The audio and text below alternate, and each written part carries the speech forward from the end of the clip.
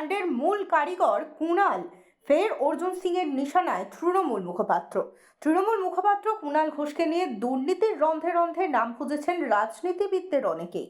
বরাবরই রাজনৈতিক তরজার শিরোনামে থেকেছেন তিনি, কিন্তু এবার সেই কুণালকে ফের নিশানা বিজেপি সাংসদ অর্জুন সিং দুর্নীতি কাণ্ডের প্রসঙ্গে এবার সরাসরি কটাক্ষ করলেন তাকে।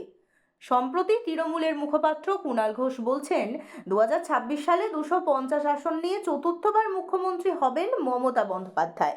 তখন বিরোধী দলনেতার পদই থাকবে না। রবিবার শ্যামনগর 26 নম্বর রেলগেট সংলগ্ন নেতাজিনগর কলোনির অধিবাসী বৃন্দের পরিচালনায় রক্তদান শিবিরে হাজির হয়ে কুণাল ঘোষকে তুলোধনা করলেন ব্যারাকপুরের প্রাক্তন সাংসদ অর্জুন সিং। ঠিক কী বললেন তিনি, শুনুন।